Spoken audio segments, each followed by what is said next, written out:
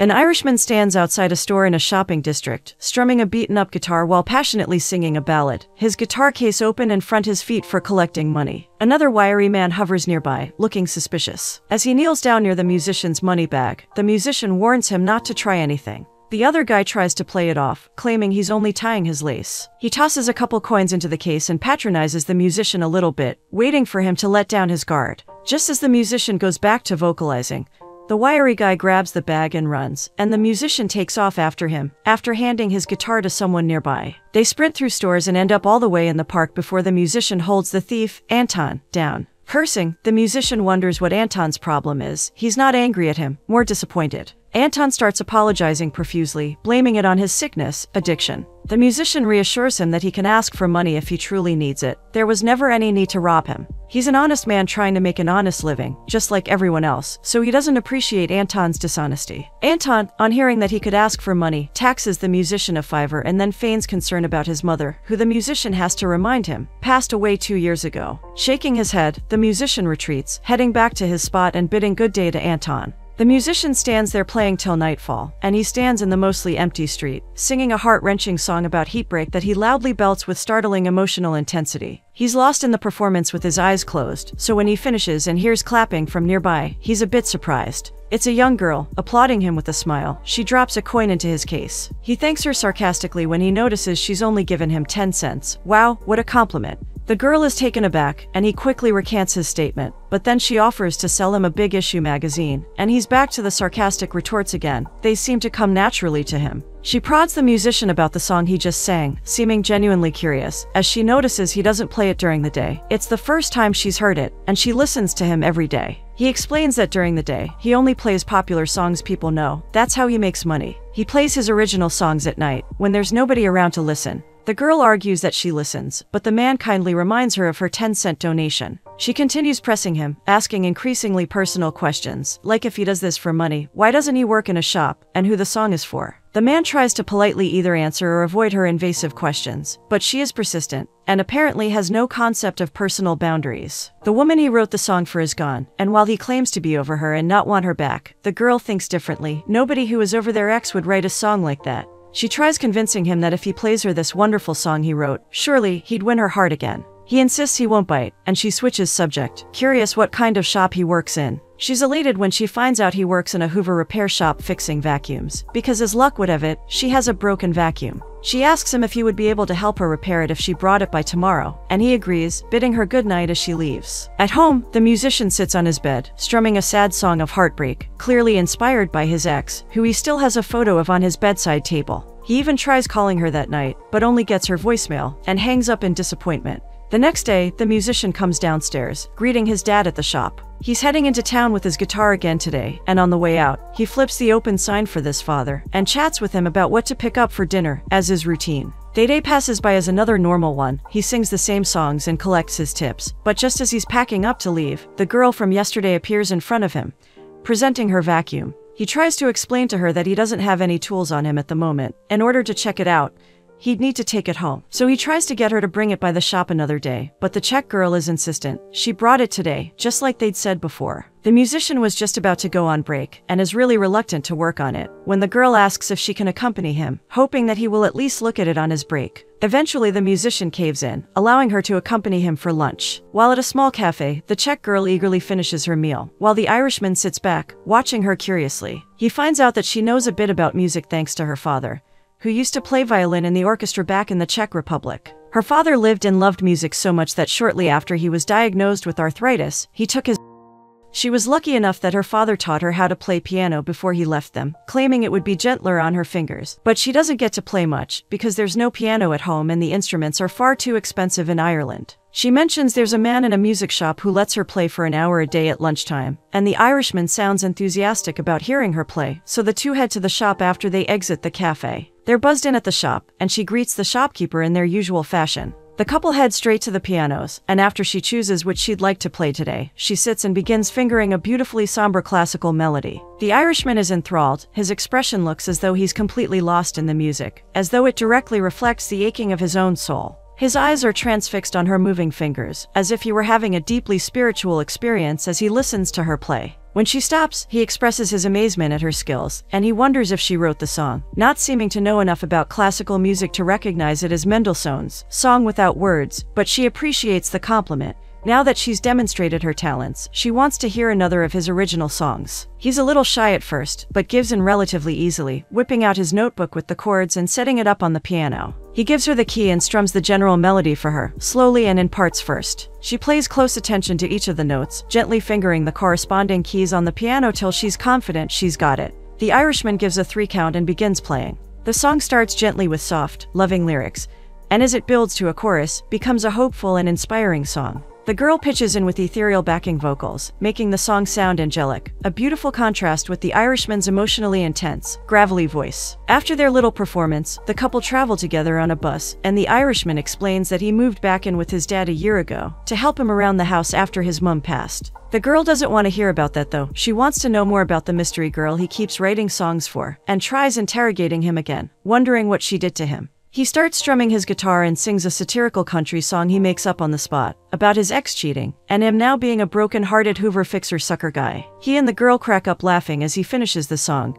and she wonders where his ex is now. He responds to her with another joke country song, strumming that she's in London, somewhere around Chiswick. The girl asks if he's not going to go get her back. His response is to strum a heavy metal melody, growling that she's gone forever. The sound makes the old lady on the bus turn around, laughing at them too. They get back to the Irishman's house, and the Czech girl sits, watching him and his father repair a couple vacuums. She praises the son's musical prowess to his father, though he doesn't seem aware of his son's talents. The Irishman finishes fixing her vacuum, but when the girl goes to pay, he tells her it's for free. The Czech girl insists that nothing in this world is for free, which makes the father look up at her with a new kind of a respect. He charges her only €4 for the job. Before the couple head upstairs, she girl politely shakes the father's hand. The couple enter the man's bedroom, and as they sit on his bed, he plays some low-quality recordings of his songs. The girl is really quite impressed with his songs, and wants a CD of them, so she could listen to them all later. It's getting late, and she should be heading home, when the Irishman propositions her to stay the night. She's aghast, she curses him and leaves immediately. He goes to find her as she sells her flowers on the street the next day, and he apologizes for his rudeness the night before, presenting her with the CD she asked for. She tries to appear stone-faced at first, but eventually, she smiles at him, accepting his apology and borrowing a CD player from him. She didn't have one. Trying to extend their time, he asks her out to tea, but she refuses. She has to go home, as she's got responsibilities there to handle. He offers to walk her there instead, and she blushes, accepting his company. As they walk, they excitedly chat, and everything is back to normal again. They arrive outside the girl's apartment building, and she invites the Irishman up to her place, an offer he gratefully and eagerly accepts. They enter her apartment, and she greets a toddler lovingly, before gently waking her mother and introducing him. Her mother politely waves, greeting him in Czech, and she also introduces her daughter, Ivanka. The Irishman greets them both respectfully, but he's visibly surprised she has a daughter. As she and her mother converse in Czech, he stands there awkwardly, out of the loop. The girl translates that her mother's invited him to stay for dinner. As the couple eat at a small table, the daughter tells her mom all about her friend in their native tongue, and giggles after her mother compliments him. She translates for the curious Irishman that her mother thinks he's handsome, and with the help of the girl, he tries to thank her in Czech. The girl keeps a watchful eye over Ivanka while they eat, and the Irishman wonders where her father is. The girl seems defensive in answering, only saying that he's at home, and shutting down any further opening for questions. Just then, 3 men enter the apartment, and she quickly explains that they're the next-door neighbors. There's only one TV in the entire building, so they come over to watch Fair City together. It's how the boys learn English. Later that night, the Irishman helps her put Ivanka to bed, and they sit outside on the building steps as she listens to an instrumental he composed. She really likes this instrumental, though he says he's never been able to find the right lyrics for it. Seeing how much she likes it, he asks her if she wants to write to it instead.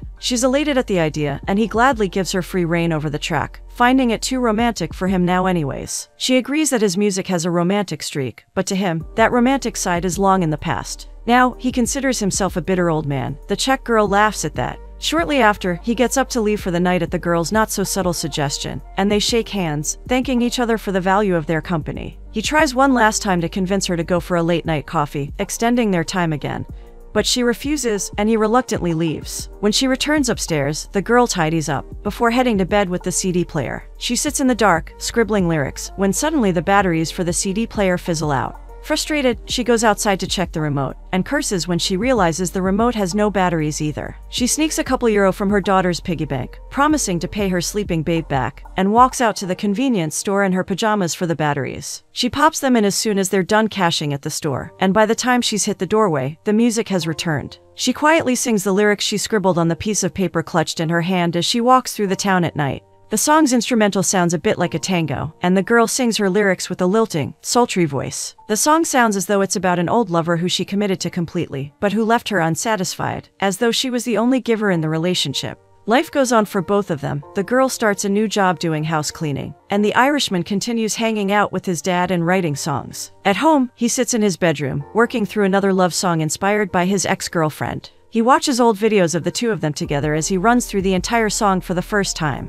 This song is even more emotional than the others, as the lyrics speak of love falling apart via slow, little cracks that worsen over time, and he sounds as though he could cry at any moment as he sings it. One day, he catches the Czech girl on the street, and suddenly announces to her that he's decided he's going to London. She's surprised, but she supports him, knowing this will be good for him. He'll get his girlfriend back, and maybe get a record deal and become famous, too. He's leaving very soon, on Monday in fact, but before he does, he wants to get proper recordings of a few of the songs he wrote, and asks her if she'd like to do it with him, playing piano and doing backing vocals. She's over the moon at the offer, and of course, doesn't refuse. In fact, she gets more enthusiastic about the idea than he is. When they get to the recording studio, she haggles the owner out of the €3,000 price that he originally asks, getting him to settle for €2,000 instead. The owner is thoroughly impressed with her aggressive negotiation skills. Then she drags the Irishman to a thrift shop for him to get some affordable new suits, making him look spiffy for the next part of the plan. The couple then sit down in front of a small loans manager at a bank,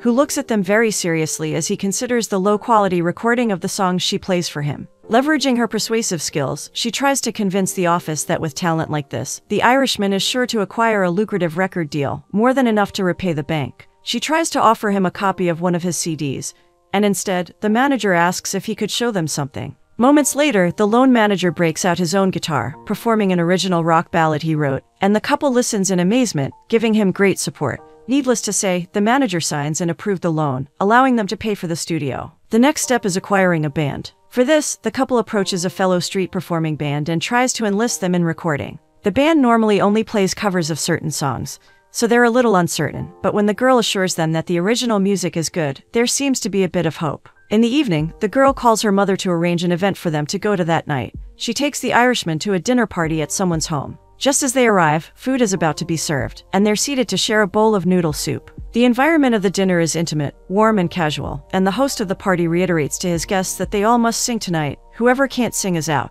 One by one, each person in the room sings a song of their choosing, passionately. The Irishman duets with another singer and other musicians who happen to be there, for an amazing impromptu performance that captures all the guests. The next morning, as the Czech girl exits her apartment, she finds the Irishman parked outside her apartment building with a cool-looking black motorbike. The bike is his dad's, and he's secreted it away for the day to take it for a spin. He's come to see if she'd like to join him. She's hesitant at first, only because she has to work today, but eventually gives in to temptation, asking him to get her back by lunch. She hops on the bike, and they take off into the distance. The couple stop at a distant park, and as they talk, the Irishman is shocked when she reveals that she's married. He didn't see that coming at all. She married her husband 2 years ago when she got pregnant with Ivanka, but they separated and she came to Dublin on her own. Her husband is still in the Czech Republic. The Irishman had no idea she was dealing with so much. As they stare at the ocean, or Otsen in Czech, as she translates for him, she admits that she's not sure what to do about her marriage. She's fine on her own, but she doesn't want Ivanka to grow up without a father. The Irishman cheekily tries to ask if she still loves him in Czech, and smiling, the girl replies in her mother tongue, but refuses to translate it for him, leaving him wondering.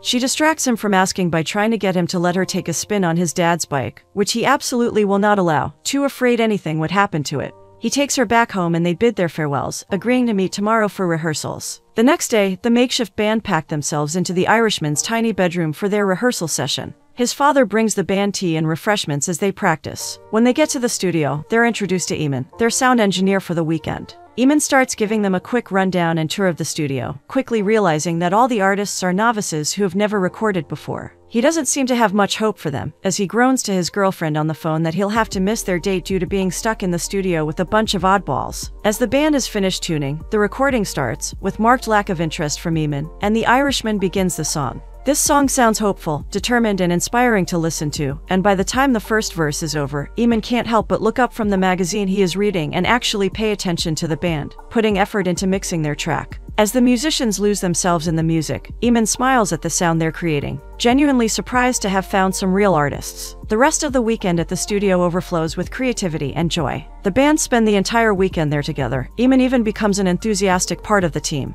They work non-stop on song after song, experimenting with different sounds and lyrics. In their breaks, the girl's mother visits with Ivanka, and the band bond over drinks, snacks, and burritos. After reviewing yet another track at 4 in the morning, the band breaks for tea and coffee, and when the girl walks outside to collect her refreshments, she notices a room in the studio that's unlocked and unlit. Wandering in, she finds a piano and begins playing. The Irishman comes and finds her, and begs her to play him one of her original songs. She's reluctant, as all of her songs are half-written, but he doesn't care, he wants to hear her sound. She starts playing a somber melody, and softly sings a very sorrowful song about her past relationship. But when she gets to a certain part, she can't finish, breaking into tears. He comforts her, gently placing a supportive hand on her shoulder. She confesses to him she wrote the song for her husband, but he hated it. The Irishman thinks he's an idiot. She rests her head on his shoulder, and they share a moment of silence before he tries to convince her to come to London with him. They could share a flat, write songs together, get famous, tour, and make albums. She laughs, appreciating the offer, but knowing it's not realistic.